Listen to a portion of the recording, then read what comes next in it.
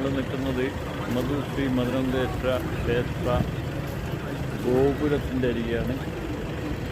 ഇവിടെ നല്ല ഭംഗിയായിട്ട് തീർത്ത ഒരു ഗോപുരം നമുക്ക് പിന്നിൽ കാണാം.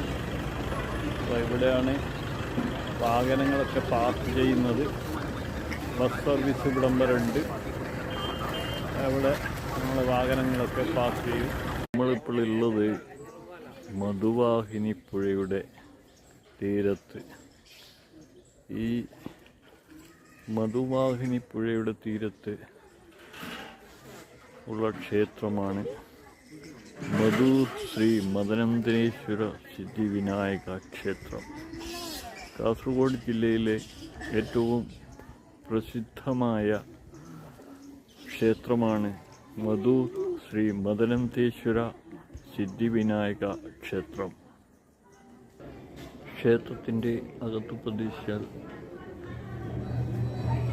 മഹാദേവൻ, മദനന്തേശ്വരൻ കിഴക്കോട്ട് മുഖമായി ഇരിക്കുന്നു. ക്ഷേത്രത്തിൻ്റെ വടക്ക ഭാഗത്ത് ഗണപതി ഭഗവാൻ, സിദ്ധിവിനായകൻ ഉണ്ട്. അപ്പോൾ അത് കഴിഞ്ഞ് ക്ഷേത്രത്തിൻ്റെ വടക്ക് മധൂർ ശ്രീ മദനന്തേശ്വര സിദ്ധിവിനായക ക്ഷേത്രം നിർമ്മിച്ചിരിക്കുന്നത് ഗജപൃഷ്ഠ ആകൃതിയിലാണ്. ക്ഷേത്രം ചെമ്പ് പാകിയിട്ടുണ്ട്. 2-3 തട്ടുകളായി. വളരെ ക്ഷേത്രത്തിന് ചുറ്റും വളരെ കൊത്തുപണികൾ ഒക്കെ ചെയ്തിട്ടുണ്ട്. ക്ഷേത്രത്തിൻ്റെ തെക്ക് പടിഞ്ഞാറേ മൂലയിൽ ശാസ്താവ് കുടികൊള്ളുന്നു.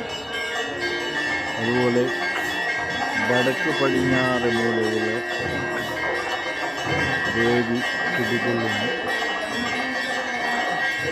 അതാണ് ക്ഷേത്രത്തിൻ്റെ പിറകു വശത്തും നമ്മൾ ക്ഷേത്രം നോക്കിക്കണ്ടാൽ വളരെ ഭംഗിയായ കൊത്തുപണികളാൽ നിർമ്മിതമായ കാസർഗോഡ് ജില്ലയിലെ പ്രസിദ്ധമായ മധൂർ ശ്രീ മദനന്തേശ്വര